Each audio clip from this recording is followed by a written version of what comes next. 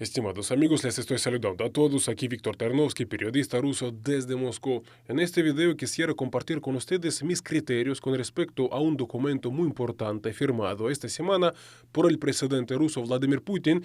Y me refiero al Tratado de Asociación Estratégica y Cooperación entre mi país Rusia y Venezuela, que, tal como yo acabo de decir, esta semana fue ratificado por el jefe del Kremlin. Y yo creo que sí tengo derecho a reflexionar sobre ese documento, porque lo estudié muy detalladamente y además, obviamente, soy ruso, de manera que sí tengo que decir a ustedes. Y ahora mismo aquí mis reflexiones, los puntos que a mí me parece importante resaltarlos. Primeramente, yo creo que es importante, o es obvio incluso, señalar que ese documento sí tiene que ver con las amenazas militares occidentales, en particular por parte de Estados Unidos, contra nuestros dos países, contra Rusia y también contra Venezuela.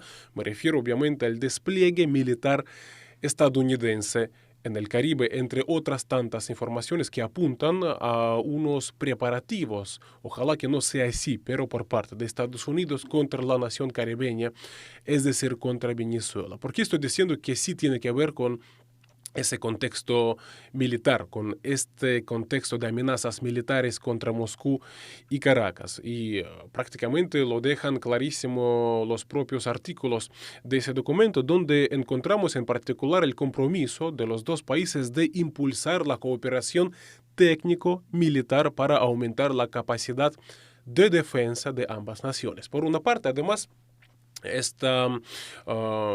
otro hecho, ¿no?, que demuestra que tiene que ver con ese contexto, ese documento, son las declaraciones en particular por parte de nuestros políticos rusos, representantes de nuestro gobierno, como es el caso en particular del vicecanciller ruso Sergei Ryabkov. Aquí estoy citando prácticamente sus declaraciones. Subrayó la importancia de ese tratado en unas circunstancias en las que, y aquí estoy citando, Venezuela es objeto de una presión enérgica sin precedentes, incluida la presión militar directa por parte de Estados Unidos. De manera que, vuelvo a repetir, ese documento es en cierta manera respuesta a las pretensiones belicistas por parte de Estados Unidos, pero por otra parte, ese documento es muy importante, va mucho más allá de lo militar, de lo técnico militar. Por ejemplo, el documento, sus artículos también reflejan el compromiso y la determinación de Rusia y Venezuela de defender y hasta aumentar su cuota en el mercado global de hidrocarburos en unas circunstancias en las que Estados Unidos lo que pretende es justamente sacar a los dos países del mercado energético global. Entonces, uno de los artículos establece que las partes se comprometen a impulsar la cooperación en la exploración y explotación de nuevos yacimientos, así como en el aumento de su rendimiento. El otro punto importante en ese sentido es que hay compromiso de intercambiar tecnologías en cuanto al sector de petróleo y gas. Es realmente algo muy importante porque, por ejemplo, Vladimir Putin constató recientemente que Rusia ha recorrido un enorme camino para garantizar la independencia y la soberanía de su industria petrolera. Y los logros son impresionantes verdaderamente. En particular, Putin dijo que Rusia ya prácticamente es absolutamente independiente en tecnologías como son las de perforación o en tecnologías clave relacionadas con el sector de petroquímica. Y dice Rusia, y además lo confirma ese tratado firmado con Venezuela, que está lista para compartir sus know-how, sus desarrollos tecnológicos en ese sentido con Venezuela, para que también Venezuela pueda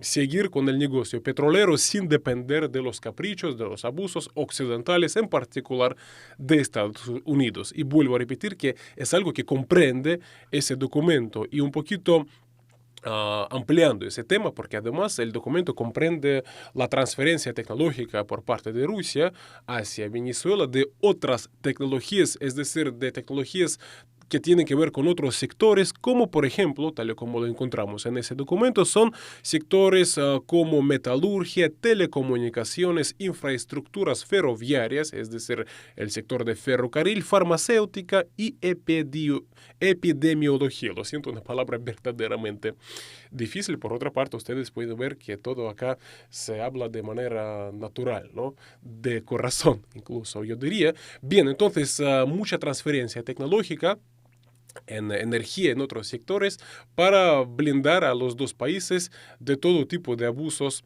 occidentales y por parte de Estados Unidos. Además, otro punto sobre el cual yo llamaría la atención, porque además las partes se comprometen a crear una infraestructura financiera que permita blindar sus transacciones, es decir, entre Rusia y Venezuela, de los abusos occidentales. De hecho, hay que decir que esto ya se está dando. Me refiero en particular a que ya hay puntos en Venezuela donde se puede pagar con tarjeta rusa Mir. En otras palabras, también se está trabajando en ese sentido, es decir, eliminar todas las barreras a las transacciones financieras entre los dos países, por una parte, y por otra parte, resulta que de esta manera no es que atentar, no quiero utilizar palabras tan grandes, pero prácticamente somos testigos con ustedes de cómo la arquitectura financiera internacional dominada por Occidente se está cayendo a pedazos en realidad. Bien, vamos al otro punto, porque no solamente se trata de blindar los canales de transacciones financieras entre los dos países, sino también de blindar la logística comercial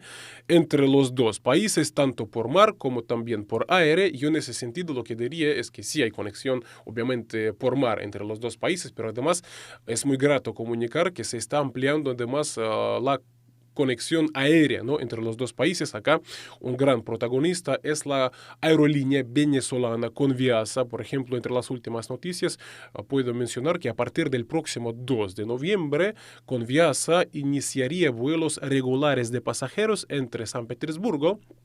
Bien, es la segunda ciudad más grande de Rusia después de la capital, Moscú, con Varadero y Caracas. Entonces, cada 2 semanas se realizará este vuelo. Entonces, es decir, eso ya tiene mucha importancia en cuanto a la logística comercial, también en cuanto al turismo.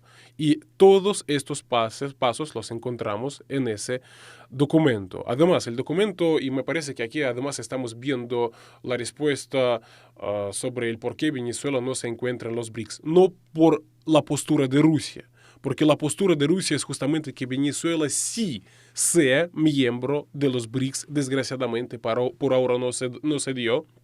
Pero yo creo que es cuestión de un futuro bastante cercano. Bien, ¿por qué lo estoy mencionando?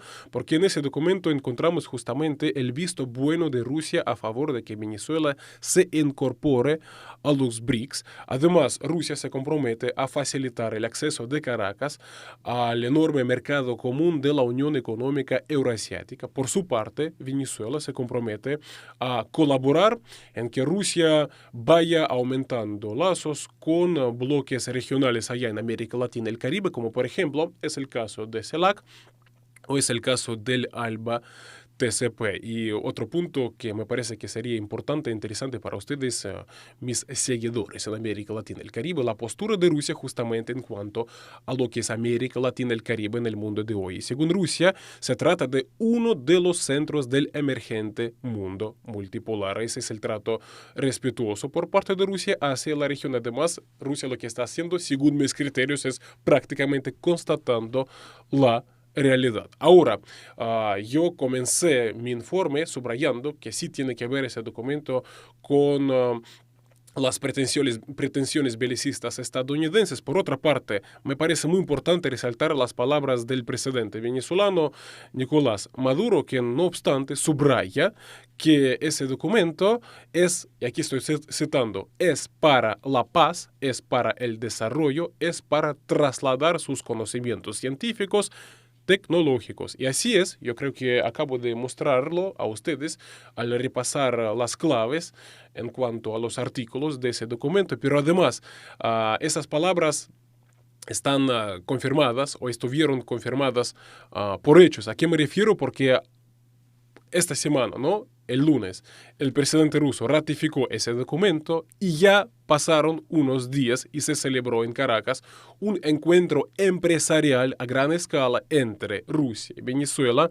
llamado justamente así, Rusia-Venezuela, nuevas oportunidades de cooperación. Allá justamente se reunieron representantes de los dos países para explorar las áreas de cooperación, para abordar de manera muy práctica las inversiones, qué tecnologías necesita Venezuela, qué es lo que Venezuela por su parte puede ofrecerle a Rusia. Entonces, entre otros resultados, las partes identificaron sectores clave para la cooperación como la agricultura, la industria farmacéutica, la energía, la tecnología y la metalurgia. De manera que ya estamos viendo consecuencias bien palpables, bien concretas de ese documento firmado entre las partes. Es decir, no se trata de algo simbólico, no se trata de algo para las cámaras para luego olvidarlo, no, ya se están dando los avances.